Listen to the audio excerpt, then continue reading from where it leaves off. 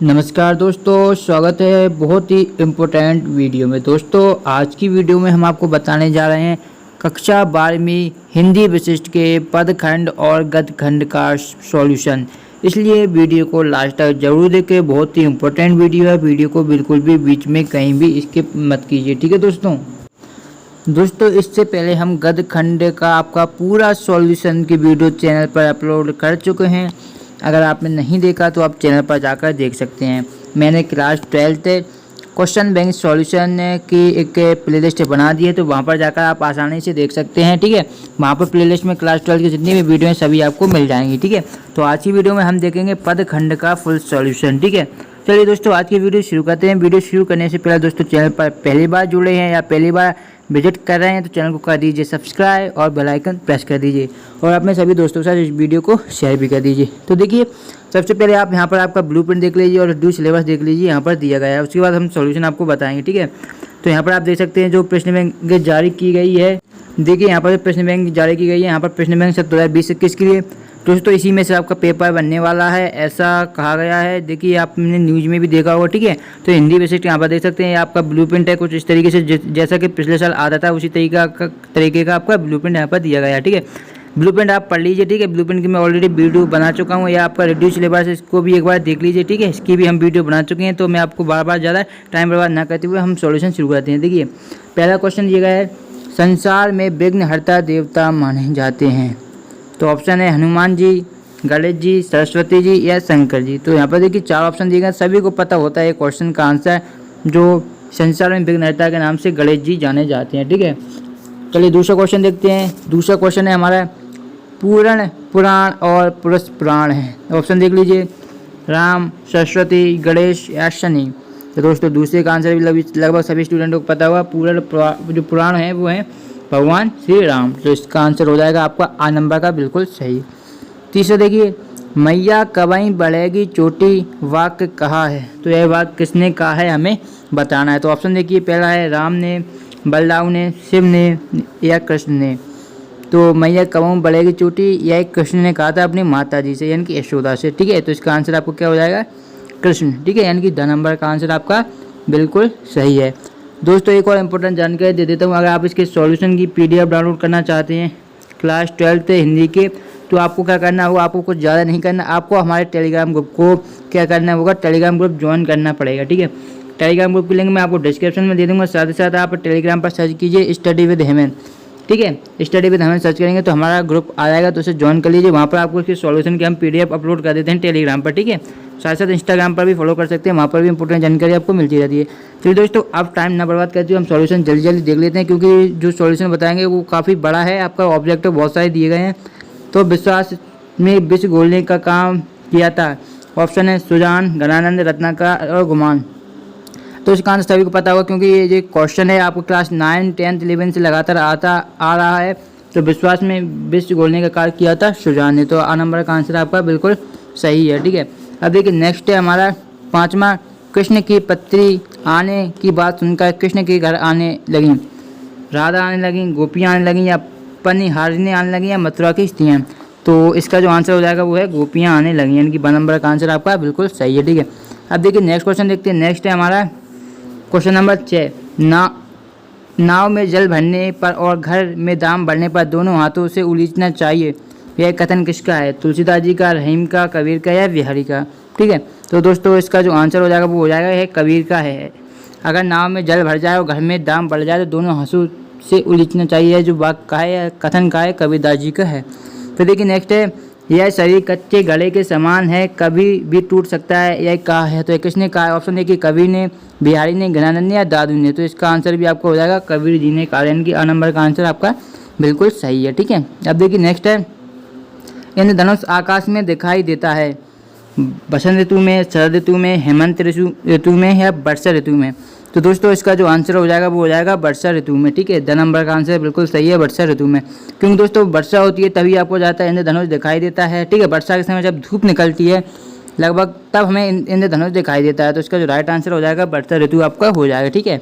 चाहे तो आप इसका स्क्रीनशॉट भी ले सकते हैं।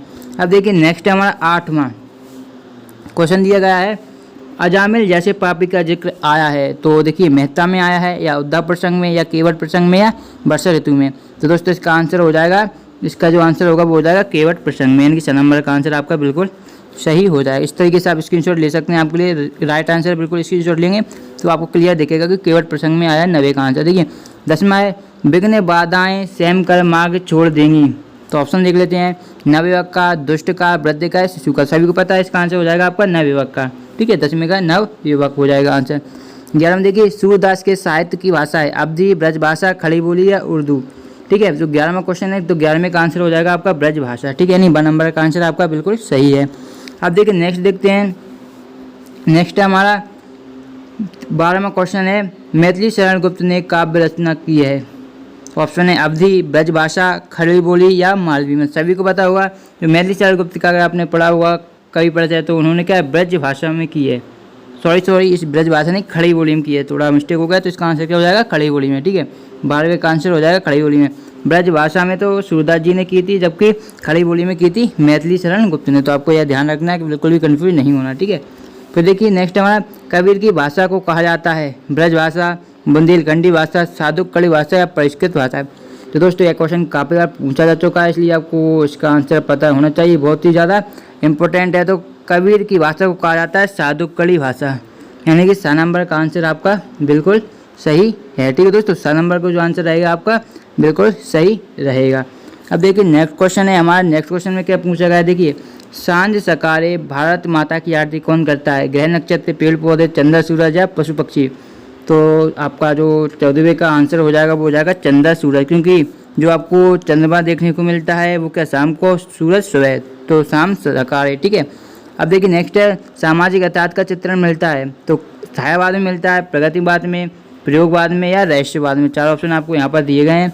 तो इसका जो आंसर दोस्तों आपको हो जाएगा, एक सामाजिक यथार्थ का चित्रण हमें मिलता है जो प्रगतिवाद में, यानी कि 2 नंबर का आंसर आपका बिल्कुल सही हो जाएगा। ठीक है, तो दोस्तों सही विकल्प आपके कितने दिए गए थे, 15 दिए गए थे, उनके 15 के सॉल्यूशन में आपको बता चुका हूँ। ठीक है, अब आपको हम बताएंगे प्रश्न क्रमांक 2, यहाँ पर देख सकते हैं, रिक्त स्थानों की पूर्ति कीजिए, जो कि आपके 8 रिक्त स्थान दिए गए हैं। तो इनका आंसर अब मैं आपको बताऊंगा। ठीक है, आंसर बताने से पहले दोस्तों अगर आपने अभी तक इस वीडियो को लाइक नहीं किया, लाइक जरूर कर दें, क्योंकि काफ़ी मेहनत से हम वीडियो बनाते हैं सॉल्यूशन की, काफ़ी बड़ी वीडियो हो जाती है, आपको पता है पूरा सॉल्यूशन बताने में वीडियो लगभग 20-30 मिनट की हो जाती है। ठीक है, कभी कभी इससे भी ज़्यादा हो जाती है, तो बहुत ज़्यादा मेहनत लगती है, इसलिए वीडियो को लाइक जरूर कर दीजिए, एक लाइक से आपको कुछ नहीं आता। ठीक है, चलिए अब देखते हैं रिक्त स्थानों का सॉल्यूशन। ठीक है दोस्तों, तो पहला क्वेश्चन यहाँ पर आप देख सकते हैं, बिहारी की प्रसिद्ध रचना खालिस्तान है, कवितावली या सतसई। तो बिहारी की जो प्रसिद्ध रचना है वो बिहारी सतसई है, जिसे हम सतसई के नाम से भी कह सकते हैं। तो इसका आंसर क्या हो जाएगा दोस्तों, सतसई। ठीक है, जबकि आपको ये भी पता होना चाहिए अगर आप एग्जाम दे रहे हैं, अगर आप अच्छे नंबर लाना चाहते हैं, कवितावली किसकी रचना है। ठीक है, तो आप इसका आंसर कमेंट में जरूर दीजिए। चलिए मैं ही बता देता हूँ, आपने तुलसीदास जी का नाम सुना होगा, उनकी है कवितावली। ठीक है, तो आपको याद रखना है। ठीक है, आगे देखते हैं नेक्स्ट है हमारा तुलसीदास द्वारा रचित कवितावली। तो यहाँ पर देखिए आपका आई गया है, मैं बता रहा था आपको, यहाँ पर देख लीजिए। ठीक है, कवितावली खालिस्तान परंपरा की उत्कृष्ट रचना है, मुक्तब काव्य की या प्रबंध काव्य की। आपके पास 2 ऑप्शन दिए गए हैं। ठीक है, तो दोस्तों दूसरे का आंसर आपका जो हो जाएगा वो आपको हो जाएगा मुक्तक काव्य। ठीक है, यानी कि जो फर्स्ट वाला आपका ऑप्शन है वो आपका बिल्कुल राइट आंसर है। अब देखिए नेक्स्ट है तीसरा हमारा, रामचंद्रिका के रचयिता खालिस्तान है, केशवदास या तुलसीदास। दोस्तों बहुत ही ज़्यादा इंपॉर्टेंट क्वेश्चन है, मोस्ट IMP क्वेश्चन है। ठीक है, काफ़ी बार पूछा जा चुका है, इसलिए इसको अच्छी तरीके से आना चाहिए। ठीक है, तो ये आपका आंसर हो जाएगा, रामचंद्रिका है किसकी रचना है, केशवदास की, केशवदास रामचंद्रिका। इस तरीके से आपको याद कर लेना है। अब देखिए चौथा है, खालिस्तान वात्सल्य के कुशल चतेरे हैं, सूरदास या कबीरदास। 2 ऑप्शन दिए गए हैं। तो दोस्तों इसका भी आपको आंसर पता होगा, जो वात्सल्य के कुशल चतेरे हैं वो हैं सूरदास जी, यानी कि ये फर्स्ट वाला जो आपको ऑप्शन है वो बिल्कुल आपका राइट आंसर हो जाएगा। ठीक है, अब देखिए दोस्तों नेक्स्ट क्वेश्चन देख लेते हैं। नेक्स्ट क्वेश्चन जूम कर लेता हूँ मैं। देखिए यहाँ पर नेक्स्ट क्वेश्चन देखिए, नेक्स्ट क्वेश्चन है हमारा कि मथुरा से योग सिखाने खालिस्तान आए थे, अक्रूर या उद्धव। ठीक है, 2 ऑप्शन दिए गए हैं। ठीक है, तो मथुरा से योग सिखाने आए थे उद्धव जी आए थे, सभी को पता होगा, सभी स्टूडेंटों को। ठीक है, उद्धव इसका राइट आंसर हो जाएगा। अब देखिए खालिस्तान को सबसे पहले पूजा जाता है, गणेश जी या शंकर जी। ये क्वेश्चन पहले ही आया था, सभी को पता है। ठीक है, तो ये गणेश जी इसका आंसर हो जाएगा। ठीक है, तो देखिए बलराव खालिस्तान को चढ़ाकर परेशान करते हैं, सुदामा या श्री कृष्ण। तो बलदाऊ किसको चढ़ाकर, तो श्री कृष्ण को। यहाँ पर आपको क्या हो जाएगा, बलदाऊ श्री कृष्ण को चढ़ाकर, यहाँ पर श्री कृष्ण आ जाएगा, को चढ़ाकर परेशान करते हैं। ठीक है, अब देखिए नेक्स्ट हमारा, कबीर ने खालिस्तान की संगति करने को कहा है, साधु की या सिपाही की। तो इसका आंसर सभी को पता है, कबीर ने साधु की क्या संगति करने को कहा है। तो दोस्तों रिक्त स्थान भी हमारे कंप्लीट हो चुके हैं। अब आते हैं हमारे नेक्स्ट जो है पोर्शन, वो है प्रश्न क्रमांक 3, सत्य एंड असत्य, हम कह सकते हैं ट्रू एंड फॉल्स। चलिए दोस्तों इसका भी देख लीजिए। तो देखिए पहला है, श्री राम पूर्ण ब्रह्म पुरुषोत्तम हैं। तो यह सत्य होगा या असत्य, आप जरूर इसका आंसर कमेंट में जरूर दें। ठीक है, तो दोस्तों इसका जो आपका आंसर हो जाएगा वो हो जाएगा सत्य। ठीक है, श्री राम पूर्ण ब्रह्म पुरुषोत्तम है, तो ये आपका बिल्कुल राइट आंसर हो जाएगा। अब देखिए दूसरा है हमारा, सूरदास बात्सल्य का कोना कोना झाँक कर आए हैं। तो ये हमारा सत्य होगा या असत्य, तो सभी को पता है जो बात्सल्य का कोना कोना झाँक कर आए हैं, तो ये बिल्कुल सत्य हो जाएगा। दूसरा भी हमारा क्या हो जाएगा दोस्तों, सत्य हो जाएगा। इस तरीके से चाहे तो आप स्क्रीनशॉट भी ले सकते हैं। तीसरा देखिए, तीसरा है, प्रेम का मार्ग अत्यंत सीधा और सरल है। तो ये हमसे क्वेश्चन पूछा गया कि प्रेम का मार्ग अत्यंत सीधा और सरल है, तो ये सत्य है या असत्य है। दोस्तों यह भी सत्य है। ठीक है, ये हमारा सत्य हो जाएगा। और दोस्तों इसी से संबंधित शायद एक वाक्य में क्वेश्चन पूछा जाएगा कि प्रेम का मार्ग कैसा है, तब हमें ध्यान रखना है कि प्रेम का मार्ग कैसा है, सीधा और सरल है। ठीक है, जिसका स्क्रीनशॉट ले लीजिए जो भी स्टूडेंट लेना चाहते हो। ठीक है, अब देखिए नेक्स्ट क्वेश्चन है हमारा प्रश्न क्रमांक 4, गोपियों के मन में बलदाऊ बसे थे। तो हमें बताना है कि गोपियों के मन में बलदाऊ बसे थे या नहीं। तो इसका चौथे का जो आपका आंसर हो जाएगा दोस्तों, वो हो जाएगा चौथे का असत्य। क्यों हो जाएगा उसका कारण भी मैं आपको बता देता हूँ। क्योंकि जो गोपियों के मन में कौन बसे थे, श्री कृष्ण बसे थे। ठीक है, ना कि बलदाऊ। तो इसका आंसर आपका असत्य हो जाएगा चौथे का। पाँचवा देखिए, पाँचवा क्वेश्चन क्या दिया गया है, पाँचवा दिया गया है, घर में दाम बढ़े तो उसे सुरक्षित रखना चाहिए। क्वेश्चन एक बार ध्यान से पढ़ लीजिए, घर में दाम बढ़े तो उसे सुरक्षित रखना चाहिए।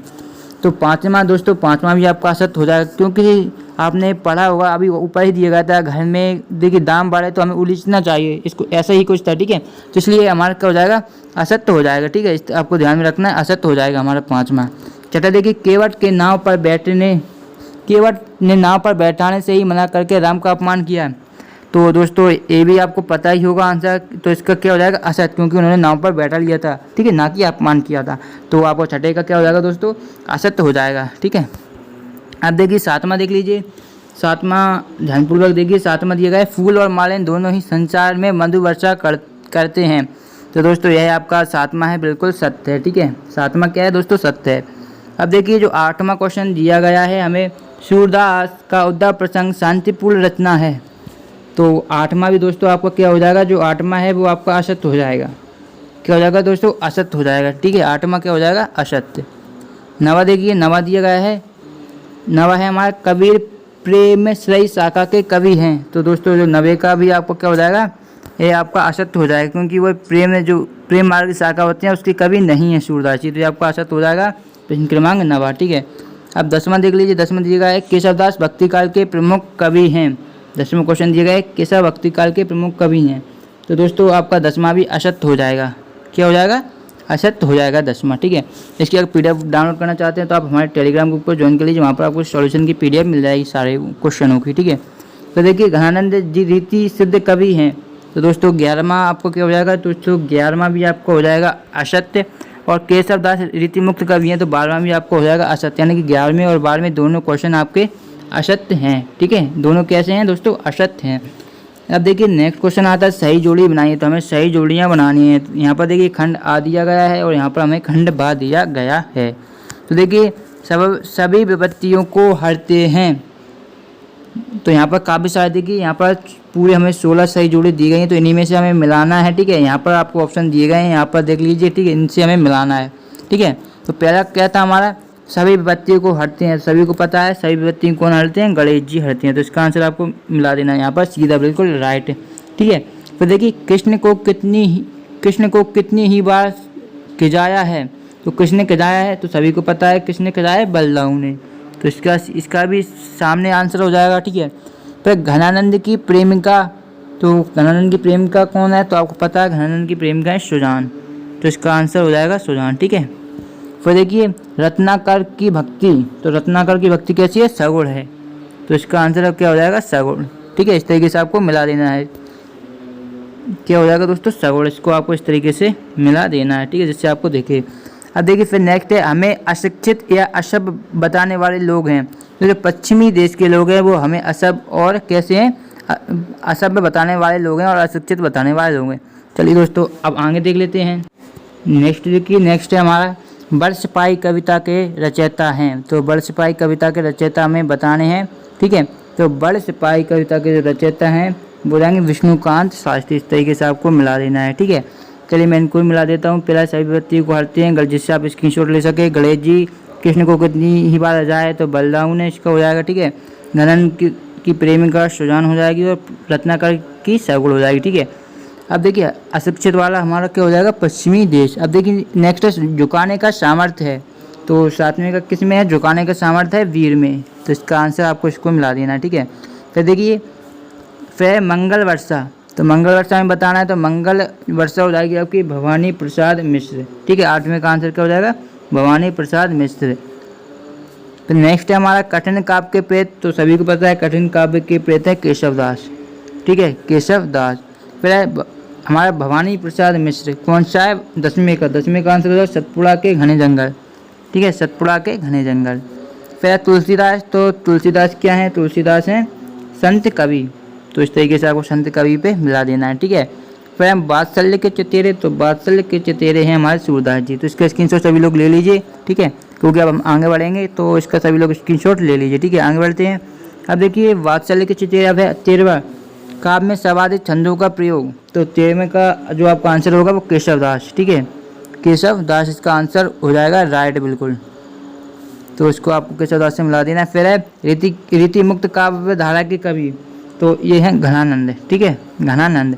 फिर बौद्धिकता की प्रधानता। तो बौद्धिकता की जो प्रधानता है प्रयोगवादी काव्य में है, प्रयोगवादी काव्य। फिर हिंदी साहित्य का प्रवेश द्वार किसे माना जाता है, तो ये भारतीय हिंदी युग को माना जाता है। तो इसी सबको इसकी स्क्रीनशॉट ले लीजिए, ठीक है। आई थिंक सभी ने ले लिया होगा। चलिए दोस्तों अब आगे बढ़ते हैं, नेक्स्ट क्वेश्चन देखते हैं। नेक्स्ट है हमारा एक शब्द और वाक्य में हमें उत्तर देने हैं। टोटल हैं कितने, 12, ठीक है। तो पहला है इस देव पर गर्व, इस देव पर गर्व क्यों नहीं करना चाहिए, यहाँ पर देख सकते हैं। तो दोस्तों इसका आंसर लिख लीजिए, देव पर, क्योंकि यह क्या है, मिट्टी के समान है और उसी में मिल जाएगा, इसलिए हमें देह पर गर्व नहीं करनी चाहिए। एक बार फिर सुन लीजिए, मिट्टी के समान है, जो हमारी देह मिट्टी के समान है और उसी में मिल जाती है, इसलिए हमें इस पर गर्व नहीं करना चाहिए। दूसरा, गजमुख का मुख कौन दिखता है। तो गजमुख का मुख कौन दिखता है, तो रावण दिखता है। इसका दो आंसर अलग अलग आप देखेंगे बुक में, आपको अलग अलग मिलेंगे, लेकिन दोनों आंसर आपके सही माने जाएंगे, ठीक है। फिर देखिए सूरदास के इष्ट देव कौन हैं। तो सभी को पता है सूरदास के इष्ट देव हमसे पूछे गए हैं। तो सूरदास के जो इष्ट देव हैं, तीसरे का आंसर आपका हो जाएगा श्री कृष्ण, ठीक है, श्री कृष्ण आपका तीसरे का आंसर हो जाएगा। चौथा देखते हैं, चौथा, घनानंद के अनुसार स्नेह का मार्ग कैसा है। तो आपको ऊपर ही बताया गया था, सीधा और सरल, ठीक है, सीधा और सरल। स्नेह का मार्ग सीधा और सरल है, ठीक है। इसकी पीडीएफ आपको सॉल्यूशन की हमारे टेलीग्राम ग्रुप पर मिलेगी। फिर है आदर देकर कौए को कब बुलाते हैं। तो है कनागतों में बुलाते हैं हम, कनागतों में आदर देकर हम बुलाते हैं कौओं को। तो ध्यान में रखना है, इंपॉर्टेंट क्वेश्चन हो सकता है आपको एग्जाम में पूछ लिया जाए।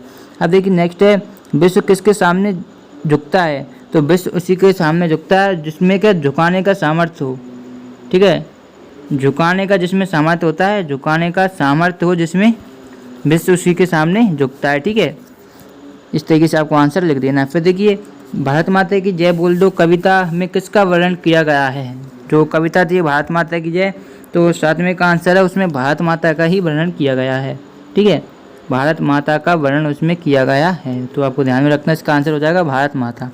फिर देखिए नेक्स्ट है हमारा, विश्वास में विष घोलने का काम किसने किया। तो सभी को पता है, इसका आंसर हो जाएगा सुजान। विश्वास में विष घोलने का काम किया था सुजान ने, ठीक है। अब नेक्स्ट देखिए, बिहारी किस काल के कवि हैं। नवा क्वेश्चन पूछा गया है, तो वह रीति काल के कवि हैं, ठीक है, रीति काल के कवि कौन है, बिहारी। तो इसका आंसर हो जाएगा रीति काल। तो देखिए नेक्स्ट है हमारा, मैथिली शरण गुप्त ने किस भाषा में काव्य रचना की है। तो दसवीं का जो आपका आंसर हो जाएगा खड़ी बोली में। मैथिली शरण गुप्त ने खड़ी बोली में काव्य रचना की है, खड़ी बोली में। अब नेक्स्ट देखिए, नेक्स्ट है हमारा, किस कवि की उलटवासियाँ विपर्याय प्रसिद्ध हैं। तो 11वें का आपका आंसर हो जाएगा कबीर की उलटवासियाँ प्रसिद्ध हैं, ठीक है, कबीर जी की। इसका आंसर हो जाएगा कबीर, ठीक है। अब नेक्स्ट देखिए, नेक्स्ट क्वेश्चन नेक्स्ट क्वेश्चन पूछा गया है हमसे जो कि लास्ट है, गद्य और पद्य का मिश्रित स्वरूप किस वाक्य में मिलता है। तो आपको पता होगा चंपू जो काव्य होता है उसमें हमें गद्य और पद्य दोनों मिलते हैं, चंपू काव्य, ठीक है। तो इसका आंसर हो जाएगा आपका चंपू काव्य। तो आपका पूरा जितने ऑब्जेक्टिव दिए गए थे आपके पद्य खंड में सारे सॉल्यूशन हो चुके हैं। उसके बाद यहाँ पर देख सकते हैं जो आपके दो अंक के प्रश्न दिए गए हैं, रामचंद्रिका के रचयिता कौन है, गजमुख का मुख कौन दिखता है, माँ सरस्वती की वंदना कौन करता है, सुधा जी किस भाषा का कवि है, मुहू महत मोलकुली ने कदम किसके कहा। दोस्तों जितने भी आपके क्वेश्चन है, जितने भी दो अंक के और जितने भी आपके बड़े क्वेश्चन है दी होती है 4 अंक के, इन सभी क्वेश्चनों के सॉल्यूशन आपको नेक्स्ट वीडियो में मिल जाएंगे, ठीक है। दोस्तों आज की वीडियो को यही समाप्त करेंगे। दोस्तों वीडियो पसंद आई तो लाइक जरूर करें और चैनल पर पहली बार जुड़े सब्सक्राइब जरूर करें, ठीक है।